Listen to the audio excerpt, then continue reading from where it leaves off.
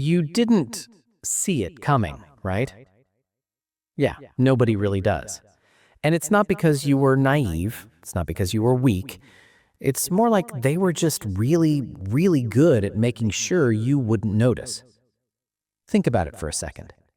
Have you ever looked back at a relationship, someone who hurt you, and just sat there like, why did I stay so long? Why did I keep trying? Why did it feel like I was losing my mind? And then there's that one question, the one that kind of keeps you up at night. Why is it that even after everything they did, a part of you still misses them? If that hits a little close, just stay with me. Because in the next few minutes, I'm going to show you something that might actually shift how you see all of this. Not just that relationship. I mean, everything. Let me ask you something. Just be real with me for a second. Have you ever had someone in your life who made you feel more alive than anyone ever has? Like everything just clicked with them. And then, slowly, quietly, they started making you feel like you were nothing. Like one day you felt chosen, and the next you were basically invisible. And no matter what you did, no matter how much you gave, how hard you tried, it just wasn't enough. And the weirdest part is, you didn't even blame them. You blamed yourself. You started thinking, maybe I'm asking for too much. Maybe I'm just too sensitive. Maybe if I love them better, try harder, be more patient, maybe things will go back to how they were in the beginning. If that feels a little too familiar, then yeah, this is for you. Because today, I want to show you what's actually happening inside your brain when you're dealing with a narcissist. Why it feels almost impossible to leave. Why being around them makes you feel like you're losing your mind. And why, even after they're gone, the damage doesn't just disappear. This isn't about labeling someone. This is neuroscience. And once you really see it, you can't unsee it. Let me start by breaking something most people get completely wrong. People think narcissists are obvious. You know, the loud person in the room, the arrogant boss who takes all the credit, the kind of person you can spot from a mile away. That's not it. Not even close. The most dangerous kind, they don't announce themselves. They don't show up with warning signs. They show up looking like everything you've ever needed. They're warm. They pay attention. They remember the little things about you. And somehow, they make you feel seen in a way you've never felt before. And that's not random. That's the strategy. Psychologists call this first phase love bombing. And yeah, it's exactly what it sounds like. They flood you with attention, with affection, with intensity.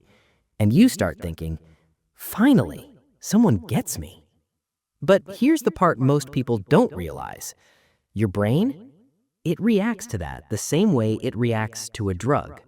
Okay, so here's what's actually going on inside you. When someone gives you that kind of attention, that warmth, your brain releases dopamine. Yeah, the same stuff that hits when you eat something you love, or you win, or something just feels right, safe. And when that feeling is coming from a person, your brain does something kind of incredible. It starts linking that person to safety, to comfort, to home.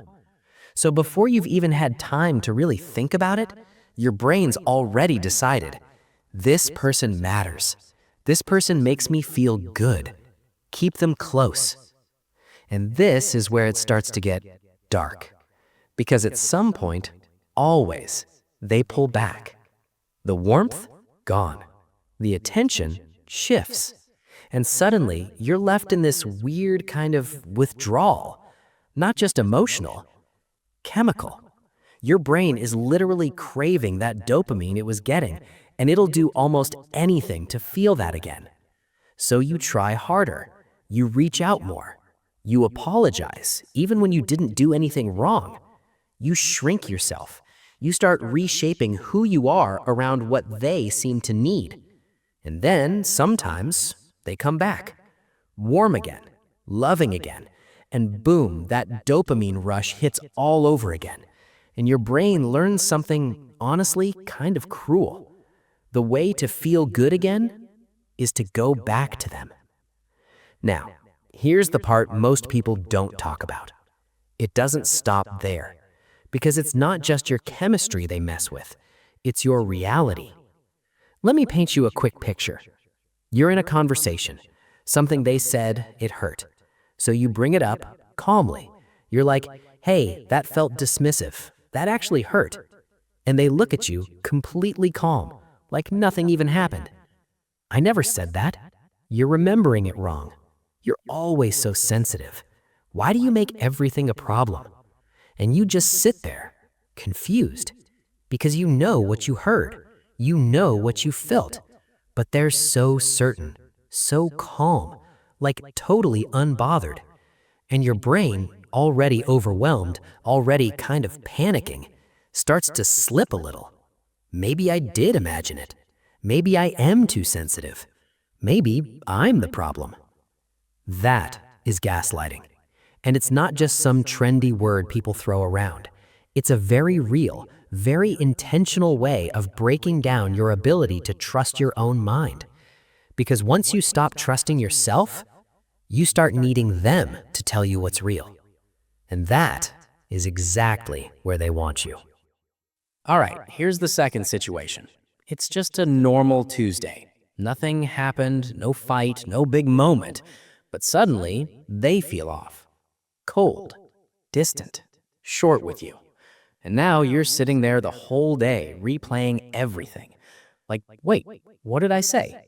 Did I do something wrong? You go over every little detail, again and again. You can't really eat. You try to focus, but your mind just won't stay still. And you keep checking your phone over and over, hoping for something. And that silence, it hits harder than anything they could have actually said.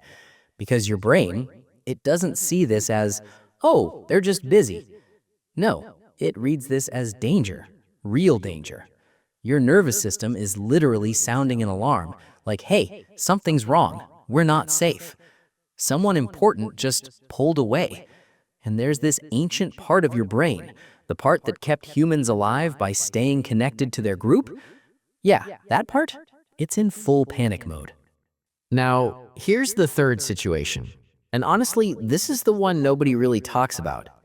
The relationship ends. Maybe you left, maybe they did. Either way, it's over. And at first, you think, okay, this is it. Now I'll heal. Now I'll feel better. But you don't. You actually feel worse. You start missing them. Not the bad stuff, just the good parts. The way they laughed, how it felt in the beginning. That version of them that made you feel chosen. And then the thoughts start creeping in. Maybe it wasn't that bad. Maybe I overreacted. Maybe if I just reached out, we could fix it. But here's the truth, the part nobody really wants to say out loud. That's not love. It's addiction. Your brain got trained, conditioned. It was put on something called intermittent reinforcement, which, honestly, is one of the most powerful reward systems we know. It's random, unpredictable. You get these small moments of warmth mixed in with long stretches of pain. And that exact pattern, it's the same thing that makes gambling addictive, which is why it's so hard to walk away. So, what do you actually do now? Name it. Like, really say it out loud. This wasn't love. It was a pattern, a cycle you got stuck in. And listen, you're not weak for getting trapped in it. You weren't just choosing to stay. You were conditioned to. And honestly, just naming it for what it is, that alone starts to shift something in your brain. It takes the story out of who you are and turns it into something that happened to you. So stop trying to make sense of it, because that's what drains people the most. Spending months, sometimes years, trying to figure out why. Why did they do it? What did they really feel? Was any of it even real? Here's the truth. It doesn't matter. What matters is what it did to you and what you're gonna do now. And when you miss them, when you feel that pull to call or text, that's not love. That's your brain running a program it learned. Soft. You can feel it without acting on it. You can sit with that craving and not feed it. And every time you don't reach out, every time you just sit in that discomfort and let it pass, you're rewriting the program. It's slow. Yeah, it really is. But it works. And then there's this other part, rebuilding trust with yourself, because that's the deepest wound. It's not just missing them. It's not even the pain of the relationship. It's that somewhere along the way, you stopped trusting what you saw, what you felt, what you knew. Soft. So start small. When something feels off, just notice it. When something feels right, notice that too. Your gut? It's been right this whole time. You were just taught to ignore it. Start listening again. Okay, here's the hard truth, and I really need you to hear this. The narcissist in your life, they probably don't think they did anything wrong. I mean, they've already moved on. They're not sitting somewhere replaying what happened. They're not thinking about the damage. They're not losing sleep over it. And they're not gonna wake up one day, call you, and give you that apology that suddenly makes everything okay. That closure you've been holding on to? Yeah, you're gonna have to build that yourself. Not because it's fair. It's not. But because waiting for them to give you something they're just not capable of giving, that's you handing them another year of your life. And honestly, they've already taken enough. Before you go, there's something I need you to understand. You're not broken. You're not stupid, and you're not someone who's just destined to attract this forever. Thinking, you were someone who loved fully. You trusted. You believed that if you gave enough, tried enough, stayed patient enough, that eventually the person in front of you would show up. That's not a flaw. That's actually one of the most human things about you. The problem was never that you loved too much. It's that you were loving someone who was using your love against you. And now you see it. And really seeing it. Not just hearing it, but feeling it. That's the first step to making sure it never has that kind of power over you again. You're allowed to trust again. You're allowed to love again. You're allowed to take up space, to have needs, to expect to be treated well, without feeling like you have to earn it every single day. That's not asking for too much. That's the bare minimum. Don't forget that. And hey, if this just puts something into words you've been trying to understand for a long time, send it to someone who needs it right now.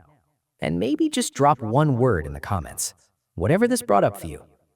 And if you want to go deeper, like really understand how these patterns start, how they trap you, and how you actually break free, the next video is already there. I'll see you in it.